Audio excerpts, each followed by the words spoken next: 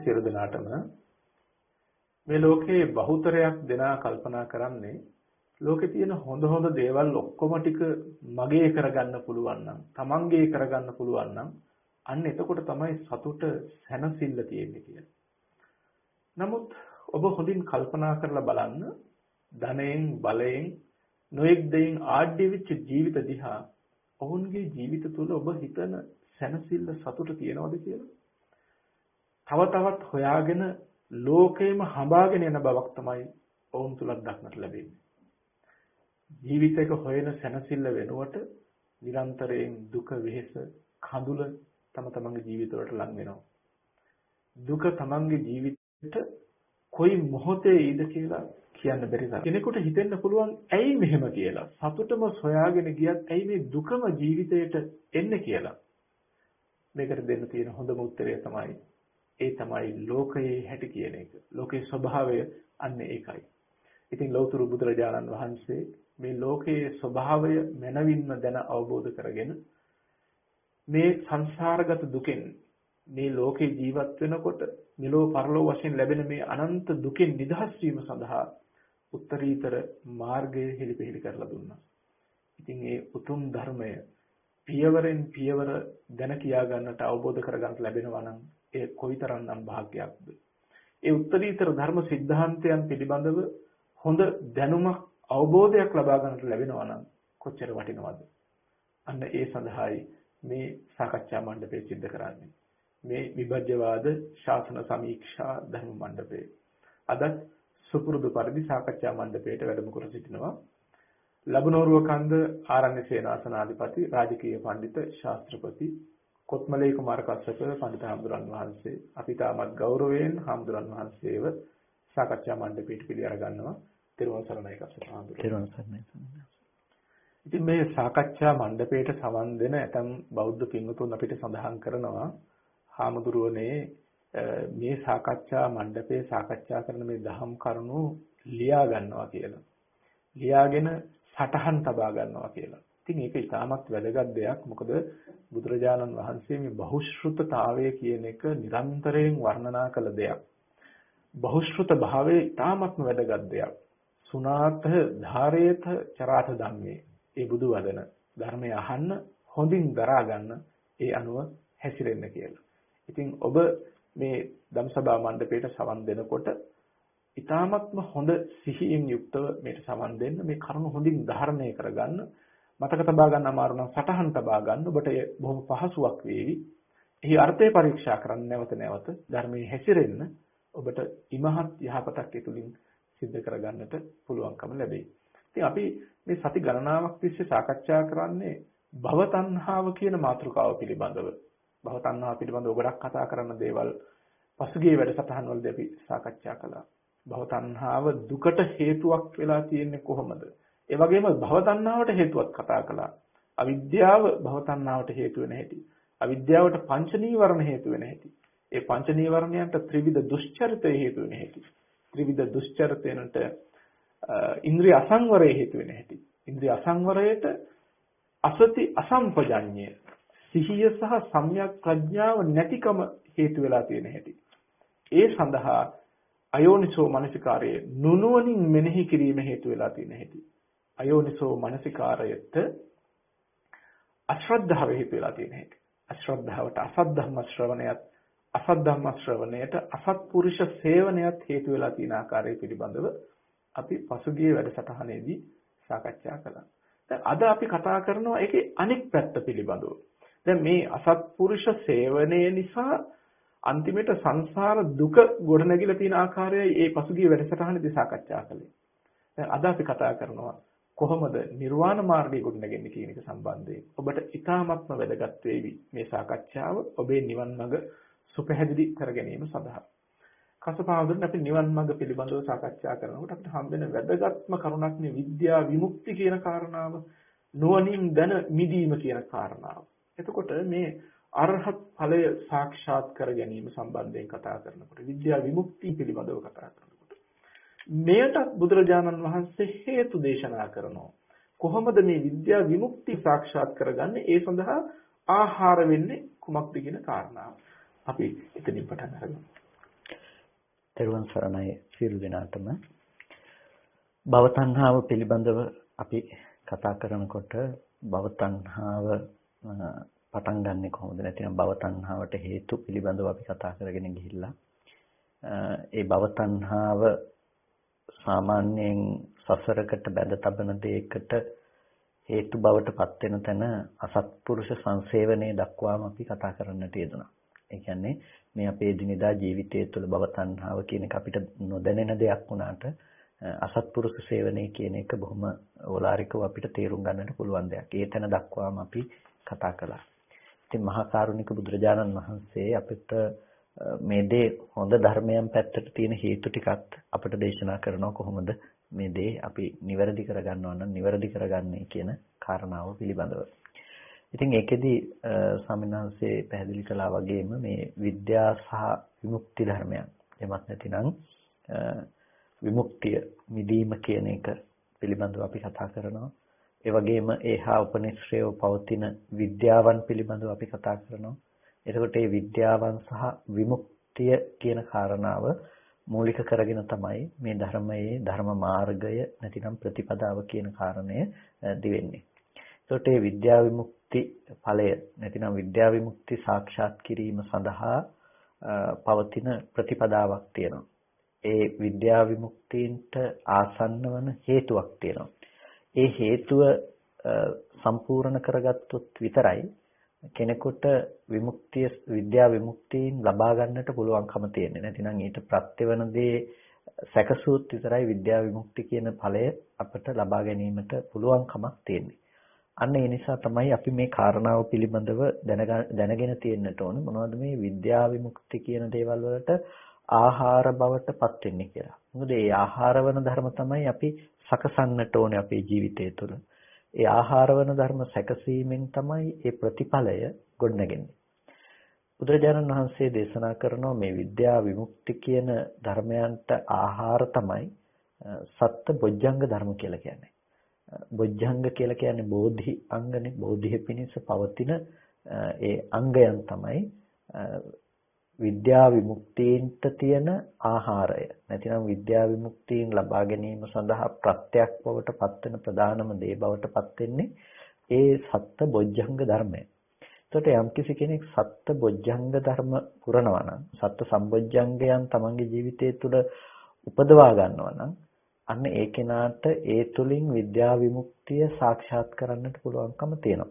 එතකොට මේ විද්‍යා විමුක්තිය සාක්ෂාත් කිරීමේ මඟ තමයි මේ බොජ්ජංග ධර්ම ටික කියලා කියන්නේ. සත්ත සම්බොජ්ජංගයන් කියලා කියන්නේ ඒ විද්‍යා විමුක්තිය සාක්ෂාත් කිරීම පිණිස පවතින ඒකායන මාර්ගය. අන්න ඒ මාර්ගය තුළ යම්කිසි කෙනෙක් ගමන් කරනවා නම් ඔහුට ලබාගත හැකි දේ තමයි ඒ විමුක්තිය සහ විද්‍යාවන් කියලා කියන්නේ.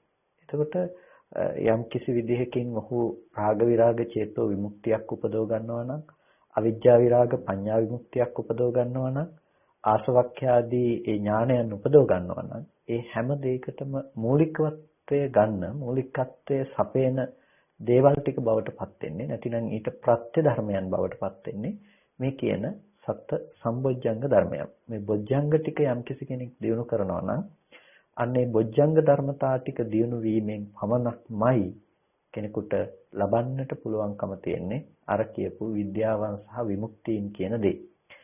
එතකොට මේ විද්‍යාවන් සහ විමුක්තියන් ලබා ගැනීම සඳහා ඒ අපි ලබා ගන්න අපි අනුගමනය කරන මාර්ගය දිහා අපි බලනකොට අපිට පළවෙනියටම දකින්නට පුළුවන්කම තියෙනවා සති සම්බොජ්ජංගය.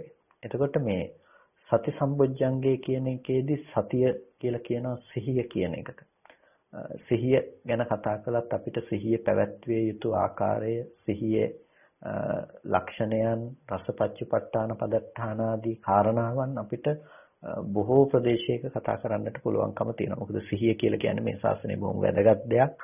ඒ වගේම සිහිය කියලා කියන දේ බුදුරජාණන් වහන්සේ නොඑක් තැන්වලදී නොඑක් ආකාරයන්ගෙන් අපිට දේශනා කරලා තියෙන දෙයක්. ඉතින් සිහිය කියන එක ඉන්ද්‍රිය ධර්මයක්, සිහිය කියන එක බල ධර්මයක්, සිහිය කියන එක බොජ්ජංග ධර්මයක්, සිහිය කියන එක මාර්ග අංගයක්. එතකොට සති ඉන්ද්‍රිය, සති බල, සති සම්බොජ්ජංග, සම්මා සති කියන විදිහට මේ සිහිය කියන කාරණාව ධර්මයේ තුල විග්‍රහ වෙලා තියෙනවා.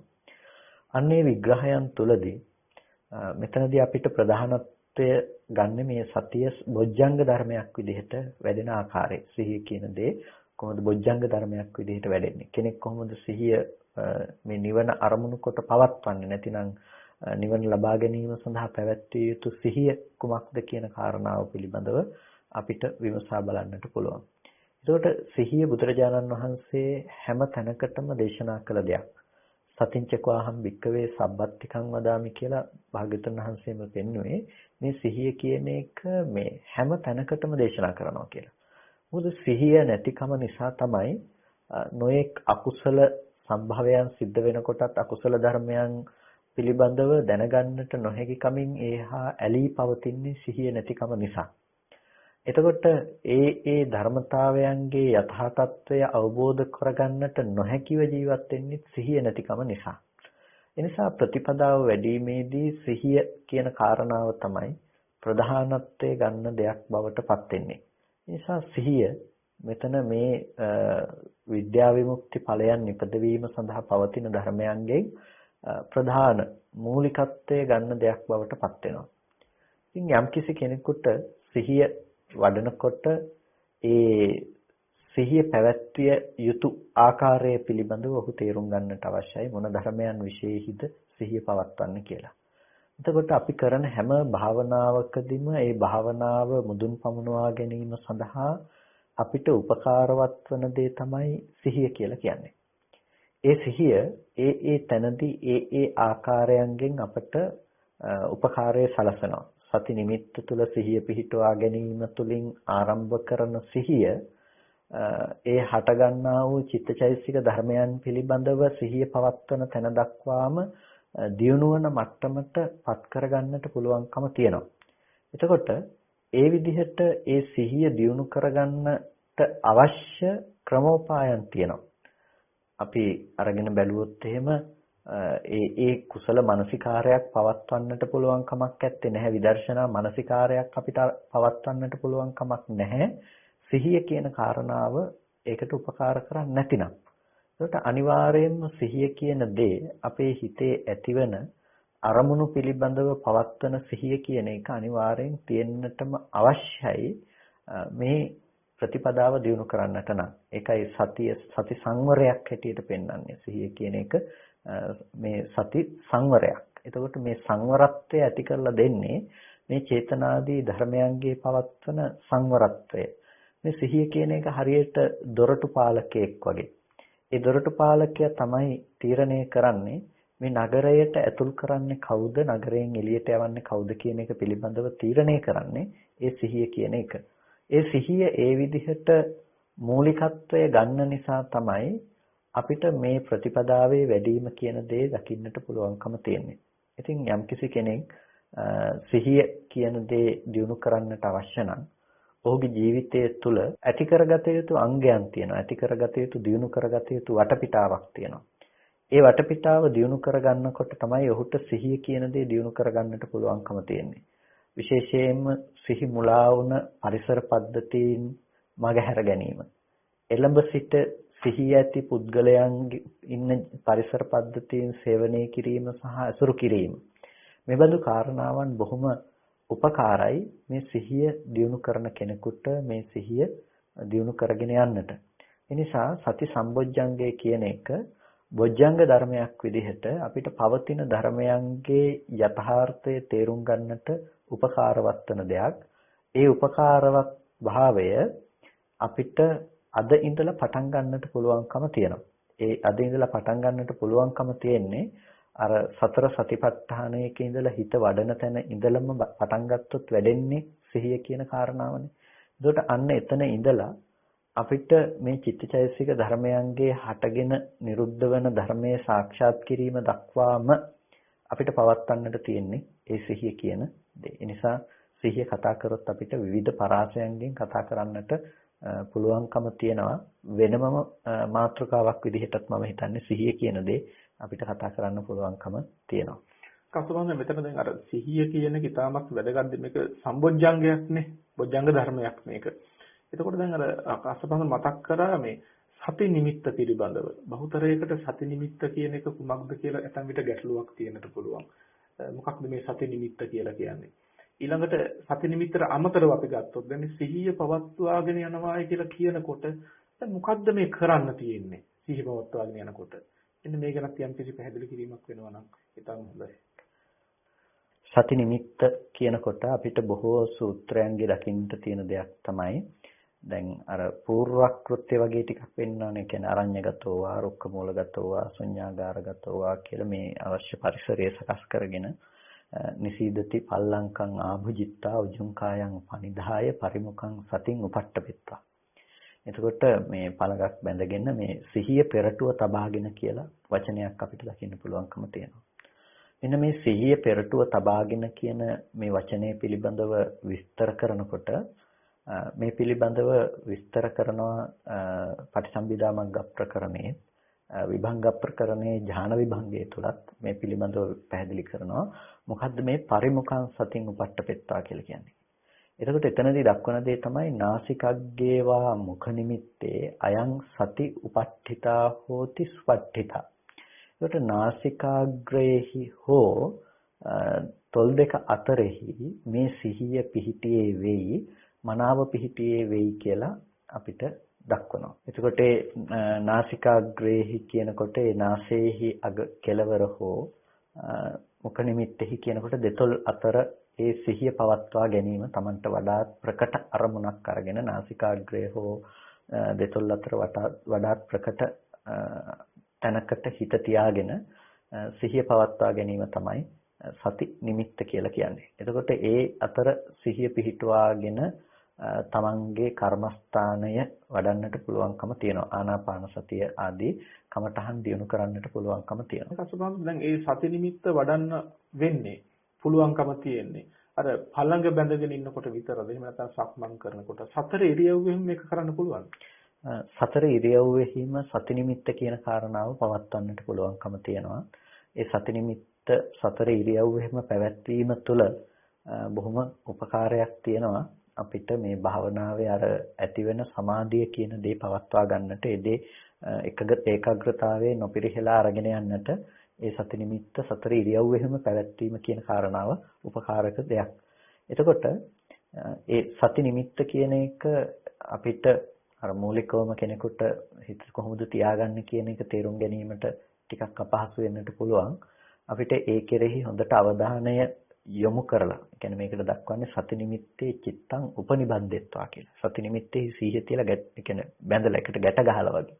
ඒකට ආන් එතන අලවල වගේ තියාගන්න සිහියක්. ඒකට හිතෙන් අරමුණු කරමින් එතන සිහිය එල්බගෙන පවත්වා ගන්නකොට තමයි ඒ සති නිමිත්ත નિયમિત ආකාරයෙන් පවත්වන්නට පුළුවන්කම තියෙන්නේ. එතකොට දැන් කෙනෙක් හිතන්නට පුළුවන් ආනාපාන සතියට විතරද මේ සති නිමිත්ත කියන කාරණාව අදාළ වෙන්නේ කියන දේ. ඇත්තටම ආනාපාන සතියට විතරක් නෙමෙයි ඔය දැන් පරිමුඛං සතින් උපට්ඨපෙත්වා කියන වචනය අපිට දකින්න පුළුවන්කම තියෙන්නේ. ඒක ත්‍රිපිටකයේ බොහෝ සූත්‍ර දේශනාවන්ගෙදී අපිට දකින්න තියෙනවා. අනික් කමඨහන් පිළිබඳව දේශනා කරන තැන්වලදී පරිමුඛං සතින් උපට්ඨපෙත්වා කියන එක ඒ කමඨහන් අනුව පිහිටවා ගන්න දෙයක් හැටියට. ඒකට ඇතම් කෙනෙක් මේ පිළිබඳව අදහස් කරනවා මේ කතා කරන්නේ ආනාපාන සතිය වඩලා තමයි අනිත් කමඨහන් සියල්ලක්ම වඩන්නේ. ඒ නිසා අනිත් කමඨහන් කියනකොටත් මේ සතිපට්ඨානය මේ සති නිමිත්ත පිළිබඳව අනිත් කමඨහන් වලට පෙර කියන නිසා තමයි පරිමුඛං සතින් උපට්ඨපෙත්වා කියන්නේ කියලා කෙනෙකු අදහස් කරනවා. හැබැයි ඒ අදහස එච්චර සාර්ථක දෙයක් හැටියට පෙනෙන්නේ නැහැ. ඒකට හේතුවක් බවට පත් වෙන්නේ රාහුල වද සූත්‍ර දේශනාවන්හිදී රාහුල තෙරුන් වහන්සේ එක අවස්ථාවක බුදුරජාණන් වහන්සේ ලබා දුන්න රූප කර්මස්ථානයේ වඩමින් ඉන්නකොට මේක සරියුත් තෙරුන් වහන්සේ රාහුල තෙරුන් වහන්සේ භාවනා කරමින් ඉන්නවා දැකලා රාහුල තෙරුන් වහන්සේට උපදෙස් ලබා දෙනවා.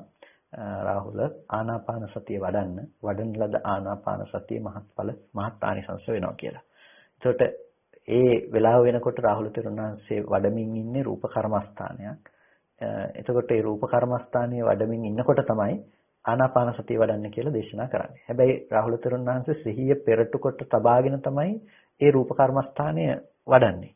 එතකොට පස්සේ බුදුරජාණන් වහන්සේ නැවත ආනාපාන සතිය කොහොමද වඩන්නේ කියන එක ගැන රාහුල තෙරුන් වහන්සේ පස්සේ විමසුවෙන් පසුව භාග්‍යවතුන් වහන්සේ දේශනා කරනවා. එතකොට මෙන්න මේ කාරණා දිහා බලනකොට අපිට දකින්න පුළුවන් මේ සති නිමිත්ත කියන දේ අනිත් කර්මස්ථානයන්ට අදාළව දියුණු කරන්නට පුළුවන්කම තියනවා කියන එකට ත්‍රිපිටකයේ තුලින්ම අපිට යම් යම් සාධක දකින්න පුළුවන්කම තියෙනවා. එතකොට කෙනෙකු අදහස් කරනවා පරිමුඛං සතින් උපට්ඨපෙත්වා කියන වචනය තුල මේ සිහිය කර්මස්ථානාභිමුඛව තියාගන්න එක. නැතිනම් අපි ගන්න මෛත්‍රිය නම් මෛත්‍රිය පිළිබඳව සිහිය පෙරටු කර ගැනීම තමයි මෙතනදී අදහස් කරන්නේ කියලා. නමුත් විභංග ප්‍රකරණේ ඥාන විභංගයේ තුල සහ ආනාපාන සති පිළිබඳ කරන විග්‍රහයන් තුල පටිසම්භිදා මග්ගයේදී මේ කාරණාව පැහැදිලි කරනවා. අර නාසිකග්ගේවා මුඛ නිමිත්තේ අයං සති උපට්ඨිතා හෝති සුපට්ඨිතා කියන විග්‍රහය තුලම. එතකොට මේ වචනයට ලබා දෙන විග්‍රහය ත්‍රිපිටකාගත විග්‍රහය ඒවන නිසා මම හිතනවා වඩාත් ප්‍රායෝගිකයි අපි සති නිමිත්ත කියන දේ හැම වෙලාවකදීම භාවිතයට ගන්නවා නම් ඒක අපි කළ යුතු දෙයක් හැටියට. මොකද සති ඉන්ද්‍රිය කියන දේ දියුණු කිරීම සඳහා අපිට කරන්නට තියෙන ප්‍රධානම දෙයක් තමයි මේ සිහිය පවත්වන්න පුරුදු වෙන එක. එතකොට සිහිය පවත්වන්න වෙන්නේ යම් අරමුණක. දැන් ඒක උපක්‍රමයක් අපි සිහිය දියුණු කිරීම සඳහා අපි ලබා ගන්න උපක්‍රමයක්. සමාධිය දියුණු කිරීම සඳහා අපි ලබා ගන්න උපක්‍රමයක් තියෙනවා.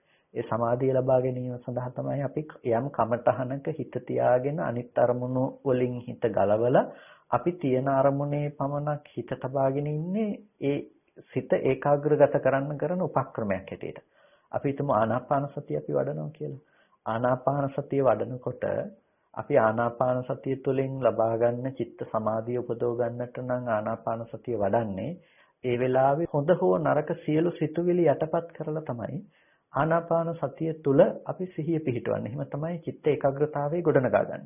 ඒකට චිත්ත ඒකාග්‍රතාවය ගොඩනගා ගැනීම සඳහා උපකාර වන දේ තමයි ඒ හුලං රැල්ල දිහා සිත පැවැත්වීම කියන එක. නැතිනම් ආශ්වාස ප්‍රශ්වාසයන් පිළිබඳව සිහිය පවත්වනවා කියන එක. එතකොට ඒ සිහිය පවත්වීම කියන දැන් ආශ්වාස ප්‍රශ්වාසය කියන්නේ ඒකාග්‍රතාවය නෙමෙයි.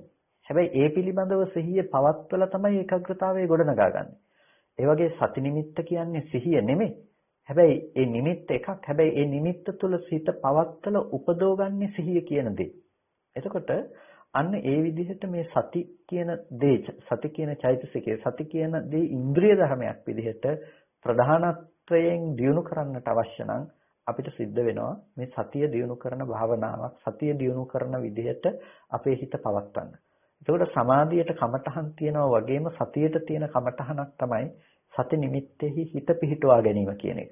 ඒ නිසා ඒ සති ඉන්ද්‍රිය දියුණු කරන්නට ඒ සති නිමිත්තේහි හිත පිහිටුවා ගැනීම කියන දේ බොහොම විශේෂ අවශ්‍ය වන කාරණාවක් හැටියට අපි තේරුම් ගන්නට අවශ්‍යයි. දැන් මෙතන කස්සපාවන්ද සති නිමිත්ත කියන එක සිහිය දියුණු කරගන්න ඉතාම වැදගත් දෙයක්. ඒටම හිත යොමු කරගෙන සිටීමෙන්.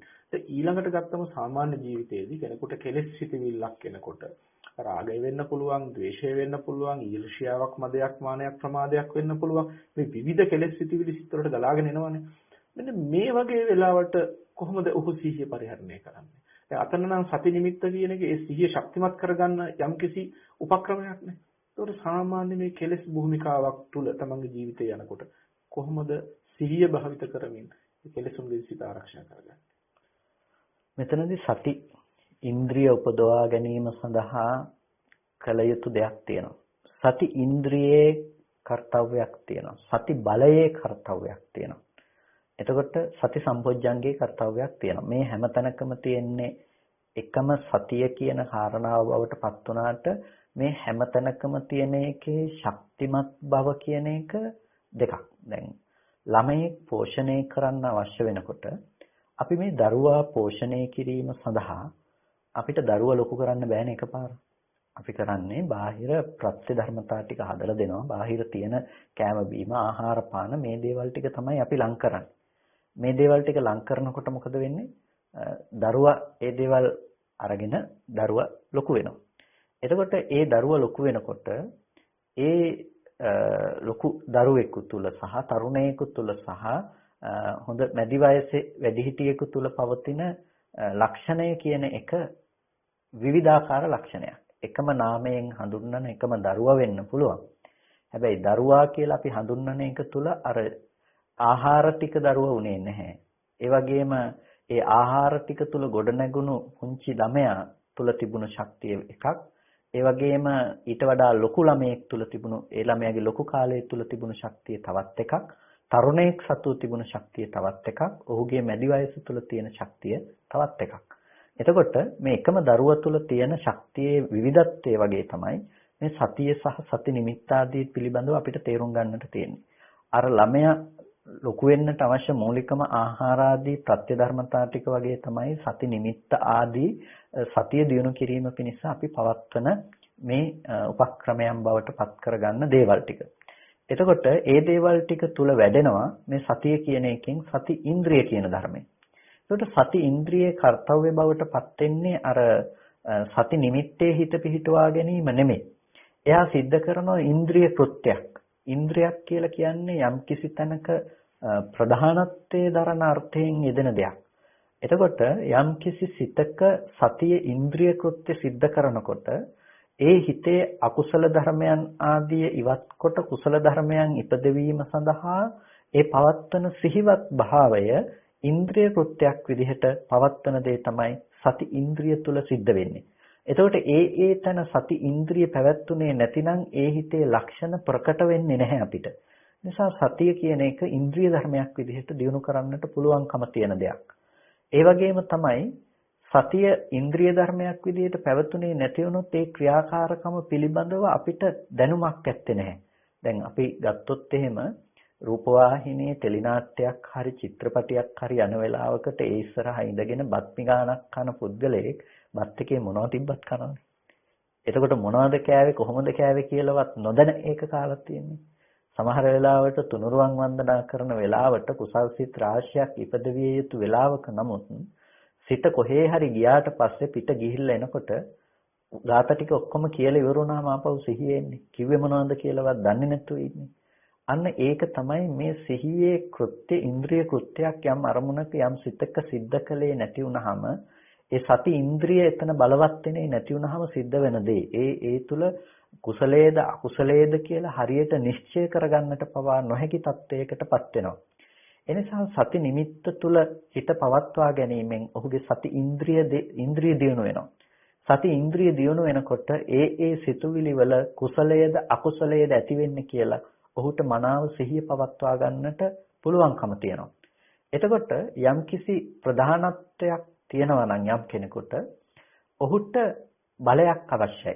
යම් ආයතනයක යම්කිසි කෙනෙකුට ප්‍රධාන නිලයක් හමු වෙනවා නම් ඒ ප්‍රධාන නිලයක් ඉන්ද්‍රිය භාවයක් ලැබෙනවා නම් අන්න ඒ ප්‍රධානත්වයේ ලැබෙන පුද්ගලයාට බලයක් අවශ්‍යයි. බලය නැති නායකත්වයෙන් ඇති වැඩක් නැහැ. අන්න ඒ වගේ තමයි සතිය නැමැති මේ ඉන්ද්‍රිය ධර්මයට සති බලයක් ලෙස පවතින්නට පුළුවන්කම තියෙන්නට ඕනේ අනෙක් ධර්මයන් යටපත් කොට මේ නැවත නැවත පැවැත්වීම සඳහා. එතකොට සතිය ඉන්ද්‍රිය ධර්මයක් ලෙස දියුණු වෙනකොට කුසල අකුසල ධර්මයන් පිළිබඳව විනිශ්චය කරගෙන අකුසල ධර්මයන් පිළිබඳව දැනුව ඉපදවීම සිහි ඉපදවීම පිළිබඳව එයා सिद्ध කරලා දෙනවා මේක හොඳ සිතුවිල්ලක් නෙමෙයි මේක නරක සිතුවිල්ලක් මේක අකුසලයක් කියලා අපිට මතක් කරලා දෙනවා. එතකොට අපිට බලය පැවැත්වීමක් විදිහට පුළුවන්කම තියෙනවා මේක ඉවත් කරන්නට අවශ්‍යයි එහෙනම් අපි. එහෙනම් කුසල මානසිකාර්යයක් තුල ඊට පස්සේ එහෙමත් නැතිනම් ඒ අකුසල සිතුවිල්ල ඉවත් කරලා දැමීම සඳහා අපිට විවිධ උපක්‍රම පාවිච්චි කරන්නට පුළුවන්කම තියෙනවා. අන්න ඒක තමයි අපි සිහිය බලයක් හැටියට පාවිච්චි කරනවා කියලා කියන්නේ. එතකොට හිතට ඇතිවෙන අකුසල් සිතුවිල්ල නාදිවාසේති පජහති බ්‍යන්ති කරෝති අනභවං ගමේති. එතකොට මේ ඉපදුනා වූ යම් කාම විතරකයක් තියෙනවා නම් උපන්නංවා කාම විතක්කං. එතකොට මේ කාම විතරකය නාදිවාසේති ඒක ඉවසන්නේ නැහැ. පජහති ඒක දුරු කරනවා. එතකොට ඒක ක්ෂය කරලා දානවා. නැවත නූපදින තත්වයටපත් කරනවා. ඒකට ඔහු ඒ කාම විතරකය ඇති උනේ කොහොමද කියලා ඔහුට පළමුව සිහිය උපද්දවල දෙන එක තමයි ඒ හිතේ පවතින සති ඉන්ද්‍රියේ ලක්ෂණය. දැන් මේ හිතට මේ කාම සිතුවිල්ලක් ඇති වෙලා තියෙනවා. එතකොට ඒක නැති වුණොත් එහෙම තමන් ඒක ඔස්සේම ගිහිල්ලා व्यसනයටපත් වෙනවා, විනාශයටපත් වෙනවා. ඒ නිසා දැන් තමන්ගේ හිතේ සිතුවිල්ල ඇති වෙනකොටම තමන්ට සිහිය උපද්දවලා දෙනවා. දැන් මේ අකුසල සිතුවිල්ලක් ඇති වුණා කියලා. එතකොට සති බලය දක්වා දියුණු කරන්නට පුළුවන් කෙනෙකුට එතකොට ඔහුට දැනෙනවා අරමුණු කොහොමද අපි යටපත් කරලා මේ කුසල නිස්සිත අරමුණට හිත දියුණු කරන්න කියලා ඔහු දන්නවා. ඔහු එක්ක අසුබ මනසිකාරය තුල අසුබ කර්මස්ථානය දියුණු කරමින් ඔහු අර හිතට ආවා වූ අකුසල විතර්කයේ දුරු කර ගැනීම පිණිස වෑයම් කරනවා. එතකොට මේ වෑයම් කරනවා විතරක් නෙමෙයි. ඒක ඉවසන් නැතුව ඒක දුරු කරනවා විතරක් නෙමෙයි අනභවං ගමේති. නැවත උපදින්නේ නැති තත්වයට ඒකපත් කිරීම සඳහා ඔහු විශේෂ දර්ශනයක් පාවිච්චි කරනවා. එතකොට ඔහු විදර්ශනාදී දැක්ම තුල ඉඳමින් ඒක නැවත ඒ අරමුණ අපි අවිද්‍යාව නිසා නොදන්නාකම නිසා කොහොමද ඒ தത്വෙට මොහු කුරා ගියේ කියලා ඔහු දකින මට්ටමට ඒ හිත දියුණු කරගෙන යනවා. එතකොට මෙන්න මේ විදිහට අපිට සතිය කියන ධර්මයේ තුල අපි සති නිමිත්තේ හිත පිහිටුවා ගැනීමෙන් එතන සති ඉන්ද්‍රිය දියුණු කරගෙන ඒත් බලයක් බවට පත් කරගෙන බොජ්ජංගයක් දක්වා දියුණු කරගන්නට අපිට පුළුවන්කම තියෙනවා එකම සතිය කියන එක. ඒක සියලු අකුසල පාක්ෂික ධර්මයන්ට ප්‍රතිවිරුද්ධව අපිට අරගෙන යන්න පුළුවන් වෙන දෙයක්. හිතට ඇතිවෙන තරහ සිතුවිල්ලක් වෙන්න පුළුවන්. දැන් හිතේ ඇතිවෙන ව්‍යාපාද සිතක් තරහ සිතක් ඇති වුණා කියලා සිහි ඉපදවීම මාත්‍රයෙන්ම ඒක තවදුරටත් ඉවසගෙන ඉන්නේ නැතුව ඔහු ක්‍රියාත්මක වෙනවා කොහොමද මම මේක දුරු කරන්න කියලා. එතකොට කොහොමද මම මේක දුරු කරන්න කියලා ඔහු ක්‍රියාත්මක වෙමින් ඒ අකුසලය නැවත නොහට ගන්න තත්වයටපත් කරන්න නැවත ඇති නොවන තත්වයටපත් කිරීම සඳහා ඔහු වෑයම් කරනවා. එතකොට අන්න ඒ කාරණා ටික තුල තමයි මේ සති ඉන්ද්‍රිය සති බල සහ සති සම්බොජ්ජංගය කියන කාරණාවන්ගේ ක්‍රියාකාරීත්වය අපට දක්වන්නට පුළුවන්කම තියෙන්නේ. සතිය කියන එක මේ බෞද්ධ ජීවිතවලට කොච්චර වටින දෙයක්ද? බෞද්ධ නෙමෙයි ඕනෑම ජීවිතයකට මේ සිහිය කියන එක ඉතාමත්ම වැදගත් දෙයක්නේ. සිහිය පිළිබඳව කතා කරනකොට හරි ලස්සන උපමාවක් සඳහන් වෙනවා. මේ භාවනා යෝගීන්ට නම් මේක ගැන හොඳ අවධානයක් අවබෝධයක් ඇති. මේ උපමාව තමයි ගැලක් ඉස්සරහින් යනවා, කරත්තයක් ඉස්සරහින් යනවා බොහොම දුරින් පුද්ගලයා පිටිපස්සින් ඉන්නේ. කරත්තේ ගොඩාක් ඉස්සරහින් යනවා. ඉතින් මේ මිනිස්සයා මොකද කරන්නේ? වේගෙන් යනවා මේ කරත්තය අල්ලගන්න කියලා. යනකොට දැන් කරත්තෙට ටිකක් කිට්ටු වෙලා. හැබැයි තාමත් පුද්ගලයා පිටිපස්සේ කරත්තේ ඉස්සරහා. පුද්ගලයා තව ටිකක් වෑයම් කරනවා, තව උත්සාහවත් වෙනවා. මෙහෙම යනකොට කරත්තයත් එක්ක දැන් සමව ගමන් කරනවා. තාමත් මේ කරත්තේ පසු කරන්න හම්බුනේ නැහැ. තවත් මෙයා උත්සාහයෙන් යනවා. මෙහෙම යනකොට පුද්ගලයා ඉස්සරහින් යනවා, කරත්තේ පිටිපස්සෙන් යනවා. මේ පුංචි උපමාව සඳහන් වෙන්නේ සාමාන්‍ය මේ පුදුන් සිතක ස්වභාවය තමයි කෙලෙස් ධර්ම ඉස්සර වෙලා තියෙන්නේ. රාගයට, ද්වේෂයට, මෝහයට වැටුණාට පස්සේ ගොඩක් වෙලා ගිහිල්ලා තමයි සීය උපදින්නේ. වැරදුනා නේද කියලා කල්පනා වෙන්නේ ගොඩක් පස්සේ. හැබැයි මේ භාවනාන යෝගී පුද්ගලයා උත්සාහවත් වෙන කෙනා මොකද කරන්නේ? බොහොම වෑයම් කරනවා. වෑයම් කරගෙන යනකොට අර කරත්තෙට දැන් ටිකක් චිට්ටු වුණා වගේ වරදකට වැටෙනවා තමයි. හැබැයි බොහොම ඉක්මනින් මතක් වෙනවා. මොකද ඔහුගේ සිහිය දියුණු වෙලා. ඊට පස්සේ තවත් ඔහුගේ සිහිය දියුණු කරනවා. එතකොට කරත්තෙත් එක්කම පුද්ගලයා ගමන් කරනවා වගේ වරදට වැටෙනකොටම වගේ සිහිය තියෙනවා. මේ වරදකට වැටෙන්නයි යන්නේ කියලා කල්පනාව තියෙනවා. තව ටිකක් මොහුගේ සිහිය දියුණු කරාට පස්සේ කරත්තේ පිටිපස්සෙන් පුද්ගලයා ඉස්සරහින් වගේ වරදකට වැටෙන කලින්ම ඔහුට සිහිය තියනවා කියනවා. සිහිය පෙරට වෙලා තියෙනවා. හිත පිරෙහෙන්න තියෙන ඉඩ කඩ පසු වෙලා තියෙනවා. ඉතින් මේ ලස්සන උපමාවෙන් සඳහන් වෙන්නේ මේ භාවනානුයෝගී පුද්ගලයා මේ කෙලෙස් දුරු කරගන්න උත්සාහවත් වෙන කෙනාගේ හිත වැඩෙන ආකාරය පිළිබඳව. ඉතින් මේ සිහිය පිළිබඳව කසපහඳුරන් වහන්සේ ඊ타ත්ම වටිනා ධම් කරුණු රාශියක් පැහැදිලි කළා. මේ සති නිමිත්ත කොහොමද වඩන්නේ? ක්‍රමක්‍රමයෙන් සිහිය දියුණු වෙන්නේ කොහොමද? මේ සෑහෙන ප්‍රදේශයක් පිළිබඳව සාකච්ඡා කළා. මේ එක්කම තියෙන අනික් කාරණාව තමයි කසපහඳුරන්නේ සිහිය කොහොම හරි දියුණු කරගත්තා කියමුකෝ, කල්පනාවෙන් හිටියා කියමුකෝ. හැබැයි කොහොමද දැන් මේකට අවශ්‍ය නුවණ සකස් කරගන්නේ? දැන් කල්පනාවෙන් ඉන්නකොට සිහියෙන් ඉන්නකොට කෙලස් අරමුණක් එනකොට මේක කොහොමද දුරු කිරීම සඳහා අවශ්‍ය ප්‍රඥාව සකස් විය යුත්තේ? දැනුම කොහොමද සකස් වෙන්න ඕන? මේ ධම්මවිචේ සම්බොජ්ජංගය පිළිබඳව අපි කතා කරන්න ඕන. ධම්මවිචේ සම්බොජ්ජංගය ගැන අපිට කතා කරන්නට යනකොට මේ මුලින් කිව්වා වගේම සතිය කියන එක ඉතාමත් විශාල මාතෘකාවක්. සතිය පිළිබඳව අපි කතා කරනකොට අපිට මේ සංගීති සූත්‍රයට අදාළව මම හිතන්නේ ඉදිරියේදී අපිට බොජ්ජංග ධර්ම ගැන වෙනමම විග්‍රහයක් අපිට කරන්නට සිද්ධ වෙනවා. මම හිතනවා එතනදී අපිට පුළුවන් මේ තවත් පෘථුලව මේ පිළිබඳව සතිය පිළිබඳව සාකච්ඡා කරන්නට. ඉතින් ධම්මවිචය සම්බොජ්ජංගය කියලා කියන්නේ මේ ධර්ම විචය නැතිනම් ධර්මයේ පිළිබඳව පවත්වන නුවණ කියන එක. එතකොට මානසිකාරය ඒ හිතන්නට පුළුවන් පැතිකඩවල් පිළිබඳව අපිට යම් ඥානයක් තියෙනවා නම් ඒක තමයි ඒ නුවණේ පැවැත්ම තමයි ධම්මවිචය සම්බොජ්ජංගයයි කියලා කියන්නේ. මේක අපි තව විදිහකින් කියනවා මේ සති සම්පජඤ්ඤය කියලා. සිහිය සහ නුවණ කියලා. එතකොට සිහියත් එක්ක නුවණක් තිබුණොත් තමයි ඒක ප්‍රායෝගිකව පාවිච්චි කරන්නට පුළුවන්කම තියෙන්නේ. සිහිය කොච්චර දියුණු වුණත් අපිට පුළුවන් කමක් නැහැ. එතන නුවණ යෙදෙන්නේ නැතිනම් විද්‍යා විමුක්තියෙන් සාක්ෂාත් කරන්නට. එනිසා ඒ සිහිය කියන කාරණයක් එක්ක යෙදෙන නුවණ තමයි ඒකට ප්‍රධානත්වයක් ගන්නෙ. සිහිය කියන එක හරියට වාහනේ තියෙන එන්ජින් එකක් වගේ නම් අනිකුත් තියෙන රෝද හතර ඇතුළු අනිකුත් සියලුම දේවල් ටික වගේ තමයි නුවණ කියලා කියන්නේ. මොකද සිහිය තමයි ඉදිරියට මේ රැගෙන යාම සඳහා නුවණ පැවැත්වීම සඳහා ශක්තිය බලය සපයන්න. එතකොට ඒ ශක්තිය බලය සැපීම තුළ කරන්නට දෙයක් තියෙනවා. ඒ කරන්නට තියෙන දේ තමයි අපිට මේ අනික් කොටස් ටික අරගෙන ඉදිරියට අරගෙන යන එක. ඒ කියන්නේ සිහියෙන් කරන්නට අවශ්‍ය නුවණ කියන දේ පැවැත්වීම. ඉතින් නුවණ නැතිනම් සිහිය වටිනාකමක් ඇත්තේ නැහැ. ඒ නිසා නුවණක් මෙතනදී ප්‍රධානත්වයක් ගන්නවා.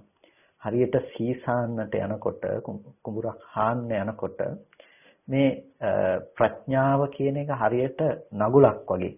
පඤ්ඤාමය යුගනග්ගලන් කියලානේ කිව්වේ. එතකොට මේ ධම්මවිචය කියන්නේ නගුලක් වගේ.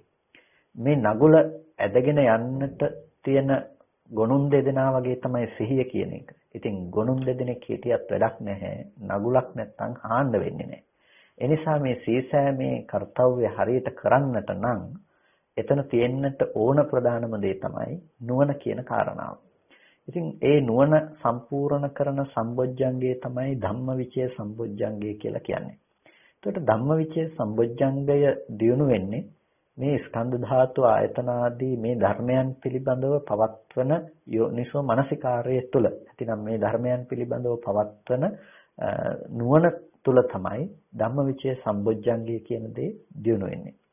එතකොට අර අපි කතා කළා uppannam va kama vitakka nadivaseeti pajahati කියලා. මේක ඉවසන්නේ නැහැ. මේක දුරු වෙනවා කියලා. දුරු කරලා දානවා කියලා. සතිපට්ඨානෙ බැලුවත් අපිට දකින්නට ලැබෙනවා සරාගං වා චිත්තං සරාගං චිත්තන්ති පජානාති. රාග සහිත සිත රාග සහිත සිතක් යයි කියලා දැනගන්නවා. එතකොට සතිපට්ඨානෙහි දකින්නට තියෙන ඒක තුල උනත් මේ රාග සහිත සිත රාග සහිත සිතක් කියලා දැනගන්න සිහියේ කාර්යය පිළිබඳව දක්වනවා. ඊට පස්සේ ඒ සිහියෙන් ඒක දැනගත්තයි කියලා ඊට පස්සේ දැනගෙනත් ඒ රාගය ඇසුරු කරන්නට කියලා නෙමෙයිනේ කියන්නේ. ඒ ඉපදුණු කාමාදී විතර්කයන් අපි දුරු කළා දාන්නට අවශ්‍යයි. ඒ දුරු කළා දාන්නට නම් අපිට ඒ සඳහා අපේ නුවණ පැවැත්විය යුතු විෂයක් ක්ෂේත්‍රයන්හි නුවණ පැවැත්විය යුතු වෙනවා. එතකොට අන්න ඒ නුවණ පැවැත්විය යුතු විෂයක් ක්ෂේත්‍රයන්හි පවත්වන නුවණ තමයි මේ ධම්මවිචය සම්බොජ්ජංගය කියන කාරණාවෙන් අදහස් කරන්නේ. එතකොට ඒ ධර්මයන්ගේ යථාර්ථය දකින්නට අපි උත්සාහවත් වෙන්නේ නැතිනම් අපිට කොහොමද කාම විතර්කයක් ආවේ කියන තැන අරමුණේ ඇතුළටම ගිහිල්ලා අපි පෙන්වලා දෙන්නේ නැත්නම් මෙන්න මේ වගේ අනාත්ම උන අසුබ උන ධර්මතාවයක් ඇති තැනක තමයි ඔබට මේ රාගය ඇති කරගත්තේ කියලා ඒක ඇති නිස්සාරත්වය අපි පෙන්වා දෙන්නේ නැතිනම් ඒ රාග සහිත සිත නැවත නැවත අපිට උපදින්නට හේතු ටික අපි ළඟ තියාගෙන ඉන්නවා. අන්න ඒ නිසා මෙහි පවත්නා නිස්සාරත්වය අප නැවත නැවත පෙන්වා දිය යුතුයි. ඒ නිස්සාරත්වය නැවත නැවතත් පෙන්වා දෙනකොට පිනතුනේ අපිට පුළුවන්කම තියෙන්නට අවශ්‍යයි ඒ පැවැත්විය යුතු නුවණ අරගෙන යන්නට තියෙන විශේෂපතේ පිළිබඳව හොඳ අවබෝධයක් ඇති කරගන්නට. එතකොට මේ නුවණ පැවැත්විය යුතු විශේෂ පතේ තමයි ස්කන්ධ ධාතු ආයතන ආදී මේ ධර්මතා විෂය. එතකොට මේ පවත්නා යථාභූත ස්වභාවය කියන්නේ මොකද්ද? හටගෙන ඉතුරු නැතුව නැති වෙනවා කියලා කියන අනිත්‍යතාවය කියලා කියන්නේ මොකද්ද? තම වශයෙන්හි පවත්වන්නට බැරි අනාත්ම ලක්ෂණය කියලා කියන්නේ මොකද්ද? මේ ධර්මයන් පිළිබඳව අපිට නුවණක් පැවැත්විය යුතු වෙනවා. මේ පවත්වන නුවණට තමයි ධම්මවිචය සම්බොජ්ජංගයයි කියලා කියන්නේ. එතකොට මේ සිහිය කියන දේ හා සමග මේ නුවණ අපිට යොදන්නට පුළුවන්කම තියෙන්නට ඕනේ. එතකොට ඒ නුවණ යෙදීමෙන් තමයි ඒ අරමුණ පරාජය කරන්නට අපිට පුළුවන්කම තියෙන්නේ. එතකොට මේ ධම්මවිචය සම්බොජ්ජංගයේදී අපිට පෙන්වා දීමක් සිද්ධ කරනවා අර අරමුණ කියන එක, ඒ කියන්නේ රාග සහිත, ද්වේෂ සහිත, මෝහ සහිත ඇති කරගත්ත අරමුණ ඇති කරගන්නට සුදුසු දෙයක් නොවන බවට පෙන්වා දීමක් සිද්ධ කරනවා ධම්මවිචය සම්බොජ්ජංගයෙන්. එතකොට මේ ධම්මවිචය සම්බොජ්ජංගයෙන් මේ රූපය ගැන රාගයක් ඇති වුණු කෙනාට මේ කෙස්ලොම් නියද සම්මස්නහර කියලා අර රාගය ඇති වෙන පැත්තට නෙමෙයි, ඒකට ප්‍රතිවිරුද්ධ පැත්තට එයාගේ නුවණ අරගෙන ගිහිල්ලා පෙන්නලා දෙනවා. අර පේන දෙයට ඔබෙන් හැම වෙලාවකදීම එයාගේ නුවණ පවත්නවා. එතකොට එයාට එතන රාග සහිත බවක් ඇති කරගෙන ඉන්න පුළුවන් කමක් නැති තත්වයට ඔහුගේ මනස නුවණින් පත් කිරීම තමයි නුවණේ කාර්යභාරයේ බවට පත් වෙන්නේ. ඒ නිසා සිහිය පමණක්ම නෙමෙයි මෙතනදී වැදගත් වෙන දේ, ඒ සිහිය හා සමග යෙදෙන නුවණ පවත්වන්නට පුළුවන් ද බෑද කියන එක තමයි එතනදී ඊළඟට ප්‍රධානත්වයක් ගන්න. ඒ නිසා සිහිය වටින්නේ නැහැ හැම වෙලාවකදීම නුවණ කියන කාරණාව නැත්තම්.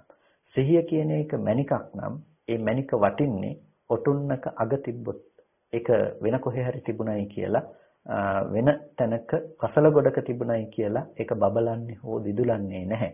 ඒ නිසා සිහිය නැමැති මාණික්ය නුවණ නැමැති ඔටුන්න මුදුනේ තිබුණොත් තමයි මේක අභිෂේකයකට කෙනෙක්ව පත් කරන්නට පුළුවන්කම තියෙන ධර්මයක් බවට පත් වෙන්නේ. සිහිය සහ නුවණ පිළිබඳව කතා කරනකොට හරි ලස්සන උපමාවක් එතනටත් තියෙනවා.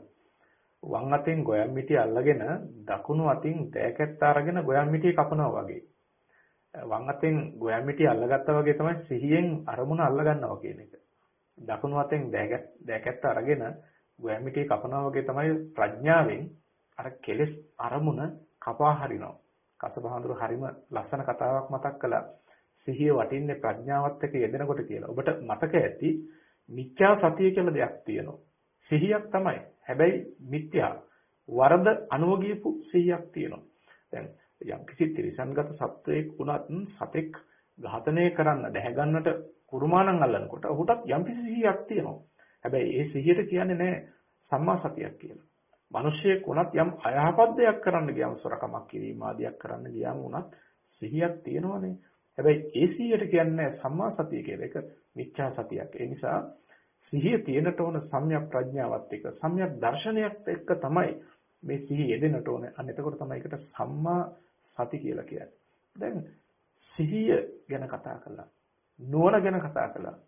හැබැයි මේ දෙක පවත්වාගෙන යන්නට තවත් ඉතාමත්ම වැදගත් කාරණාවක් තියෙනවා. ඉතාමත් අත්‍යවශ්‍යම කාරණාවක් තියෙනවා.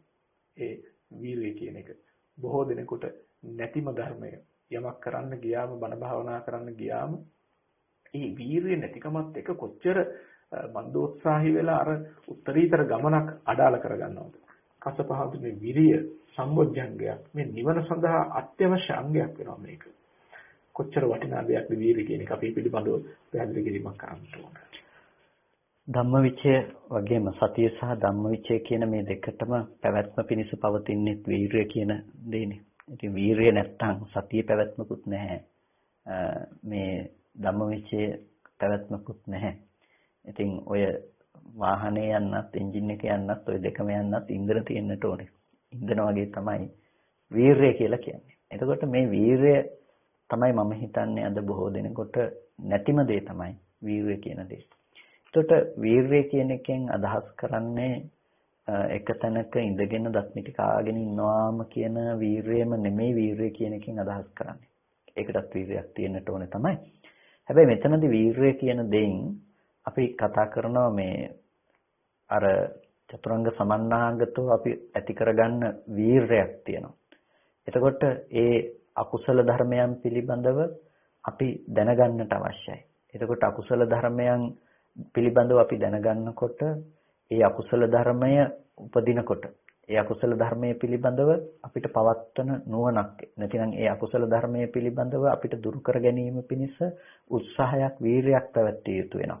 ඒ නූපන්නා වූ අකුසල ධර්මයන් නූපදවා ඉන්න උපන් අකුසල ධර්මයන් යටපත් කොට දාන්නට යම්කිසි කෙනෙකුට චන්දං ජනේති විරියං ආරභති ඡන්දයක් උපදවනවා නම් වීරය කියලා දෙයක් පටන් ගන්නවා නම් චිත්තං පග්ගන්හාති පදහති. එතකොට සිත ඔසවා තැබීමක් තියෙනවා නම් ඒ පිළිබඳ ප්‍රධාන වීරය කිරීමක් තියෙනවා නම් මෙන්න මේක අපිට කියනවා මේ තමයි අපි පැවැත්විය යුතු වීරය කියලා. වගේම නූපන් කුසල ධර්මයන් ඉපදවීම පිණිසත් උපන් කුසල ධර්මයන් වැඩි දියුණු කිරීම පිණිසත් යම්කිසි කෙනෙක් උත්සාහවත් වෙනවා නම් වීරිය වඩනවා නම් සිත තබනවා නම් මේක තමයි වීරිය. ඉතින් මේ වීරිය අපේ ජීවිතය පුරාවට අපි කොච්චර දුරට පවත්වනවාද කියන එක පිළිබඳව අපි ටිකක් සිතා බැලිය යුතුව පවතිනවා. මොකද මේ වීරිය කියන එක විරිය ඉන්ද්‍රිය ධර්මයක්, වීරිය කියන එක බල ධර්මයක්, වීරිය කියන එක බොජ්ජංග ධර්මයක් හැටියට දියුණු වෙන දෙයක්. එතකොට මේ වීරිය කියන දේ මේ විදිහට අපිට ඉන්ද්‍රිය බල බොජ්ජංගයක් හැටියට දියුණු කර යුතු දියුණු වෙන දෙයක් බවට පත් වෙනකොට අපේ ජීවිතය තුළ අපි මේ දේ දියුණු කරන්නේ නැහැ ගොඩක් වෙලාවට. අපි වීරිය සඳහා ලබා දෙන තැන බොහොම අඩු තැනක් තමයි අපි ජීවිතේ ලබා දෙන්නේ. කෙනෙක් බොහොම අමාරුවෙන් සමහර විට පැයක් දෙකක් ඉඳගෙන භාවනා කරන්නට පුළුවන්. ඔහු නමුත් ඉන් ලබා ගන්නා වූ මානසිකාරයවත් වීරිය තුළ නැවත නැවත පවත්වන්නට උත්සාහවත් වෙන්නේ නැහැ. ඒ නිසා ඒක නැගිටලා යනකොට ඒ භාවනාවත් එතනම දාලා තමයි යන්නේ. ඊට පස්සේ මානසිකාරය ඉවරයි. ඊට පස්සේ ආපහු හිතට එන අරමුණුත් එක්ක ගැටෙමින් නැවත අර පුරුදු විදිහටම ඔහු පුරුදු මාර්ගයේම ගමන් කරනවා. එතකොට අර කරපු භාවනාවෙන් උනත් වැඩක් නැහැ. අන්න ඒ නිසා තමයි අපිට මේ අපේ ජීවිතය පුරා පවත්වන වීරයක් තියෙන්නට ඕනේ. වීරිය පවත්වන ආකාරය පිළිබඳවත් අපිට දැක්මක් තියෙන්නට අවශ්‍යයි. එතකොට ඒ වීරිය අපේ ජීවිතය බවට පත් කරන තැනක තමයි භාවනාව ජීවිතයක් බවට පත් වෙන්නේ. අපි නූපන් අකුසල ධර්මයන් නූපදවා ඉන්න නම් උපන් අකුසල ධර්මයන් දුරු කරන්නට නම් අපිට අකුසලයන් උපදින්නට එන බව උපදින්නට පුළුවන්කම තියෙන්නේ මොන විදිහේ වටපිටාවක් තිබුණොත්ද මොන විදිහට වැරදි මෙනෙහි කිරීමක් තිබ්බොත්ද කියන එක පිළිබඳව අපිට දැක්මක් තියෙන්නට අවශ්‍යයි. ඒ දැක්ම නැති වුණොත් එහෙම අපිට නැවත අකුසල් උපදිනවා. උපන් අකුසලුත් දියුණු වෙලා යනවා. අපි දන්නේවත් නැතුව අපිට බෑ ඒක එතනින් වළක්වා ගන්න. ඒ නිසා මෙතන ප්‍රධාන කාරණා දෙකයිනේ. තියෙන අකුසල් දුරු වෙන්නත් ඕනේ, නූපන් අකුසල් නූපදවා තියෙන්නටත් ඕනේ. එතකොට උපන් අකුසල් දුරු කරගන්න එක ක්‍රමයකුත්, නූපන් අකුසල් නූපදවා ඉන්න තවත් ක්‍රමයකුත් අපිට යොදා ගන්නට පුළුවන්කම තියෙනවා. ඒ උපන් අකුසල් දුරු කරගන්නට නම් අපේ හිතට රාග සහිත චේතනාවක් ඇති වුණ වෙලාවකදී අපි ඒක පසුපසම ගිහිල්ලා අපිට පුළුවන් කමක් නැහැ අපේ හිත හදාගන්න. අන්න ඒ නිසා රාගය දුරු කිරීම පිණිස බුදුරජාණන් වහන්සේ දේශනා කරන අසුබේ භාවිත කළ යුතුයි. රාගය දුරු කිරීම පිණිස අසුබේ භාවිත කළ යුතුයි. ඊට පස්සේ අපේ හිතේ තරහක් තියෙනවා නම්, අමනාපයක් තියෙනවා නම් ඒ උපන් අමනාපය දුරු කර ගැනීම සඳහා, ද්වේෂය දුරු කර ගැනීම සඳහා අපි මෛත්‍රිය භාවිත කළ යුතුයි. එතකොට මේ මෛත්‍රී චිත්තය තුළ අපිට අර ඉපදුණු දේ දුරු කරගන්නට පුළුවන්කම තියෙනවා. ඒ වගේම අපිට මේ විදිහේ දැඩිව උපන්නා වූ කෙලෙස් ධර්මයන් දුරු කරගන්නට අවශ්‍ය වටපිටාවන් අපි අපේ ජීවිතය තුළ ඇති කරගන්නට අවශ්‍යයි. ඒකට අපිට මේ කමතහන් උපකාර කරගන්නට පුළුවන්කම තියෙනවා. ඒ වගේම නිරන්තරයෙන්ම මරණ සතිය ආදී අනුස්මරණය කිරීම තුළින් තමන්ගේ ජීවිතයේ අස්ථාවරත්වය ඕනම වෙලාවක මරණයටපත් විය හැකි බව තමන් සිහිපත් කර ගැනීම තුළින් තමන්ට පුළුවන්කම තියෙනවා අප්‍රමාදී බව පිණිස කටයුතු ආරම්භ කරන්නට. මෙන්න මේ විදිහට අපිට උපන් අකුසලයන් දුරු කරලා දාලා අපිට පුළුවන් වීරිය වඩන්න. ඒ වගේම නූපන් අකුසල් නූපදවන්නටත් ඕනේ. ඒක ඊටාම වැදගත්. නූපන් අකුසල් නූපදවා ඉන්න එක. එතකොට නූපන් අකුසල් නූපදවා ඉන්න පුළුවන් කමක් නැත්තේ නෑ චිත්ත භාවනාවක් නැති කෙනෙකුට. ඒ කියන්නේ නිරන්තරයෙන්ම තමාගේ සිතෙහි කුසල මනසිකාරයක් නොපවත්වන හිත නොවඩන කෙනෙකුට නූපන් අකුසල් නූපදවා ඉන්න පුළුවන් කමක් නැත්තේ. මොකද සාමාන්‍යයෙන් අපිට දැනෙන්නේ අකුසල සිතක් අපේ හිතට ඇති වුනහම අකුසල විතර්කයක් හිතට ආවට පස්සේ තමයි අපිට ඒක තේරෙන්නේ දැන් මට අකුසල විතර්කයක් ආවා කියලා. හැබැයි නූපන් අකුසල් නූපදවා ඉන්න නම් අකුසල උපදින වටපිටාව ඉවත් කරන්නට එයාගේ හිතෙන් එයාට සිද්ධ වෙනවා. ඒ නිසා එයාට නිරන්තරයෙන්ම තමාගේ කුසල මානසිකාරයක් තුළ සිහි පැවැත්වීමට ඔහු වීරිය කළ යුතු වෙනවා. එතකොට මෙන්න මේ දේ කරන්න තමයි එයාට නූපන් කුසල් උපදවන්නට, ඒ කියන්නේ හැකියාව තියෙන්නට ඕනේ කියලා කියන්නේ. මේ දේ සිද්ධ කිරීම සඳහා ඔහු කටයුතු කරනකොට නිකම්ම ඔහු තුල ඇතිවෙන දෙයක් තමයි නූපන් කුසල් උපදවන්නට ඔහු උත්සාහවත් වෙනවා. උපන් කුසල් වැඩි දියුණු කරන්නට ඔහු උත්සාහවත් වෙනවා කියලා කියන්නේ.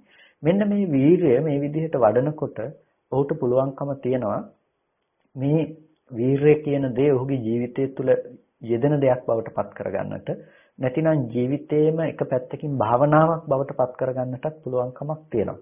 මේ වීරිය කියන දේ තියෙන මේ එක පැතිකඩක් තමයි අපේ සිත පැත්තෙන් අපි කොහොමද මේ අකුසල ධර්මයන් ප්‍රහාණය කිරීම සඳහා වීරිය කරන්නේ කියන කාරණාව. ඒ වගේම වීරිය තුළ තියෙන අනිත් ලක්ෂණය තමයි මේ අනිත් ධර්මයන් මැඩපවත්වමින් මේක අපි කොහොම හරි ඉදිරියට අරගෙන යනවා කියන එක. එතකොට මේ ශාසනයේ වීරිය අධික භික්ෂුන් වහන්සේලා අතරින් අග්‍රස්ථානය ලබන්නේ සෝන කුටිකන්න හාමුදුරුවෝ. සෝන කුටිකන්න හාමුදුරුවෝ කියලා කියන්නේ ඊටාම සැප පහසුවෙන් ජීවිතය ගත කරපු තාම සම්පත් විඳපු තෙරුන් වහන්සේ නමක් ගිහි කාලේ. ඒකට කොච්චරද කියනවා නම් දැන් කුටිකන්න කියන වචනය හැදෙන්නේ කෝටි කර්ණ කියන එකනේ. ඒ කර්ණාභරණය කනට දාලා තිබුණු ආභරණය පමණක් කෝටියක් වටිනාකමකින් යුක්ත නිසා තමයි මේ සෝන හාමුදුරන්ට පරයාය නමකුත් හැදෙන්නේ කුටිකන්නයි කියලා. කෝටි කර්ණ කියන වචනේ.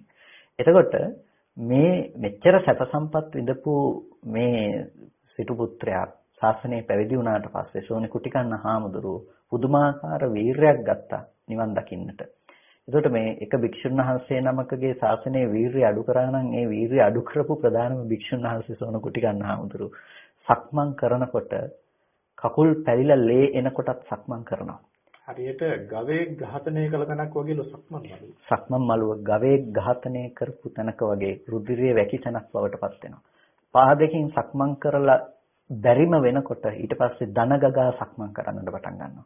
මෙතරම් වීරයක් කරපු සෝන කුටිකන්න හාමුදුරුවන්ට වීරිය ඉන්ද්‍රිය අඩු කරලා ඉන්ද්‍රිය සමතාවයේ උපදවා ගන්නට කියලා බුදුරජාණන් වහන්සේ අවවාද පවා ලබා දුන්නා. ඉතින් ඒසා වීරයක් ගත්තා මේ නිර්වාණය අවබෝධ කර ගැනීම සඳහා. ඉතින් අපිට වීරය කරපු අවස්ථාවන් පිළිබඳව අපිට ධර්ම ග්‍රන්ථ තුල ත්‍රිපිටකය තුල අපි කරුණු විමසා බලනකොට බොහෝ අවස්ථාවන් සහ බොහෝ කතාවස්තුන් අපිට දකින්නට පුළුවන්කම තියෙනවා. ඉතින් වීරය ගැන කතා කරනකොට සෝන කුටිකන්න හාමුදුරුවෝ අමතක කරන්න බැරි නිසායි සෝන කුටිකන්න හාමුදුරුවෝගේ නම තෙරුණාහන්සේගේ නම මෙතනදී අපි සිහිපත් කළේ.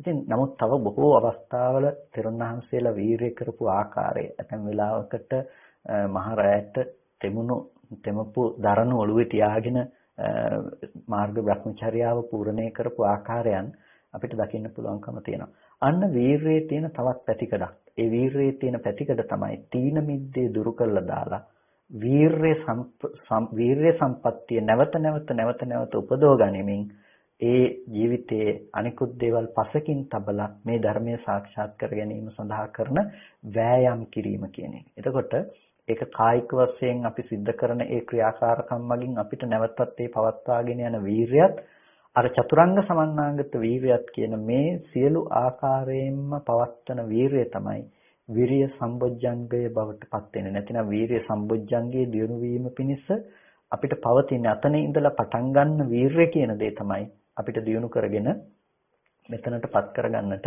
පුළුවන්කම තියෙන්නේ. ඉතින් විරිය සම්බොජ්ජංගය කියන එක නැතිනම් කිසිම තැනක සති සම්බොජ්ජංගය කෝ ධම්මවිචේ සම්බොජ්ජංගයේ පැවැත්මක් නම් කතා කරන්නට පුළුවන් කමක් නැත්තේ නැහැ. වීරිය පිළිබඳව කතා කරනකොට තේරගාථා තේරිගාථා මතක් වෙන්නේ. රහතන් වහන්සේලා රහත් මෙහෙණින් වහන්සේලා ඒ උතුම් වූ නිර්වාණ ශාන්තිය සාක්ෂාත් කරගන්නට කොයිතරම් වැර වීරියක් කරලා තියෙනවද කියන එක එක්තරා තෙරුන් වහන්සේ නමක් අපේ කසපාඳුරු සිහිපත් කළා වගේ තෙමපු පිටුරු දරණුවක් හිසෙහි දාගෙන වතුර එකකට දෙපා දාගෙන තමයි භාවනා කළේ. මොකද නිදිමත හැදෙනවා. නිදිමත දුරු කරගන්නට කියලා. තවත් වයසක මෙහෙණින් වහන්සේ නමක් රැයට නිින්දයයි කියලා සක්මන් කරන්න පටන් ගත්තා. නමුත් සක්මන් කරන්න අමාරුයි, මේ ඇස් පෙනීම බොහොම දුර්වලයි, කයේ වාරුව බොහොම අඩුයි. ඒ නිසා ටැඹක් අල්ලගෙන ටැඹ වටේ කැරකි කියනවා රාත්‍රී කාලයේ සක්මන් කර භාවනා කරා කියලා කියන්නේ. මෙන්න මෙහෙම තමයි මේ උත්තරමය තමන්ගේ කෙලෙස් දුරු කරගෙන තියෙන්නේ, කෙලෙස් ගිනි නිවාගෙන තියෙන්නේ. එහෙමයි වීරිය කරලා තියෙන්නේ. ඉතින් අපේ ජීවිතවලට ඒවයින් ගන්න තියෙන දේවල් මෙච්චරයි කියලා කියන්න පුළුවන් කමක් නැහැ. ඒ මහරහතන් වහන්සේලාගේ රහත් මෙහෙණින් වහන්සේලාගේ ජීවන චර්යාවන් ඔබට අධ්‍යයනය කරන්න ඉතාමත් වැදගත්, ඉතාමත් වටිනවා. තේරගාථා, තේරිගාථා පිළිබඳව ඔබේ අවධානය යොමු කරන්න, කියව ගන්න උත්සාහවත් වෙන්න. ඔබේ කම්මැලිකමට, මැලි බවට හොඳ උත්තරයක් ඒ තැන් වලින් හොයාගන්න පුළුවන්කම තියෙනවා. ඉතින් අපි අද කතා කරන්නේ විශේෂයෙන්ම මේ විද්‍යා විමුක්ති සාක්ෂාත් කරගන්නට මඟ සකස් වෙන්නේ කොයි ආකාරයෙන්ද කියන එක. මේ සම්බන්ධයෙන් දීර්ඝව සාකච්ඡා කරන්න තියෙනවා. විද්‍යා විමුක්තියට සත්ත්ව බොජ්ජංග ආහාර වෙනවා, සත්ත්ව බොජ්ජංග හේතු වෙනවා කියන එකයි අද අපි විශේෂයෙන් මේ සාකච්ඡා කරමින් ඉන්නේ. සත්ත්ව බොජ්ජංග ගැන අපිට කතා කරන්න තව ගොඩක් දේවල් තියෙනවා. එකපාර මේ සියලු කරුණු කාරණා කෙටියෙන් නිමා කරන්නේ නැතුව සවිස්තරාත්මකව සාකච්ඡා කරන්නේ ඔබේ සුඛාවබෝධය සඳහා, ඔබට විධිමත්ව පිළිවෙලක් ඇතිව ඒ දැනුම ලබා දීම සඳහා. ඉතින් මේ උතුම් ධර්ම සාකච්ඡාව ඔස්සේ ඔබට නිර්වාණ මාර්ගය පිළිබඳව යම් ප්‍රමාණයක හෝ අවබෝධයක් ලැබෙන්නට ඇතයි අප විශ්වාස කරනවා. මෙහි ඉතිරි කොටස, ඉතිරි සවිස්තරාත්මක විග්‍රහය එළමෙන සතියේදී සිදු කිරීමට බලාපොරොත්තු වෙනවා. ඉතින් මේ උත්තරීතර දහම් කරුණු මේ තරම් සුපැහැදිලිව විවරණය කිරීම සඳහා වැඩම කොට වදාළ ලබනෝරුව කන්ද ආරණ්‍ය සේනාසනාධිපති රාජකීය පඬිත ශාස්ත්‍රපති කොත්මලේ කුමාර කස්සප පඬිත හමුදුරන් වහන්සේට අපි විශේෂයෙන් පුණ්‍ය අනුමෝදනා කරනවා. ඒ වගේම අද මේ උතුම් ධම් සභා මණ්ඩපයේ දායකත්වයෙන් කටයුතු කරනවා කැනඩාවේ පදිංචි ශ්‍යාමලී සිගේරා මහත්මිය, ගාමිණී සිගේරා මහත්මයා, සුසිත ලක්ෂිතද සොයිසා කියන මේ පින්වතුන් මෙහි දායකත්වයෙන් කටයුතු කරනවා. විශේෂයෙන්ම අසනීපයෙන් සිටින ශ්‍යාමලී සිගේරා මහත්මියට තුනුරුවන්ගේ ආශිර්වාදය, නිදුක් නිරෝගී සුවපත් භාවය, චිරජීවනයේ ප්‍රාර්ථනා කරන අතර සියලුම ඥාති හිතයිශීනට පුණ්‍ය අනුමෝදනා කිරීමටත් බලාපොරොත්තු වෙනවා. ඉතින් සඳහන් කළ පරිදි ආශිර්වාද කිරීමට බලාපොරොත්තු වෙන සිගේරා මහත්මිය ඇතුළු පින්වත් සෑම සියලු දෙනාටත්, සදේවක ලෝකයාටත් දෙලොව යහපත පිණිසත්, ලෞතුරු ශාන්තිය පිණිසත් මේ පින් හේතු වාසනා පාරමී වේවා. සියලු දෙනාටම තෙරුවන් සරණයි.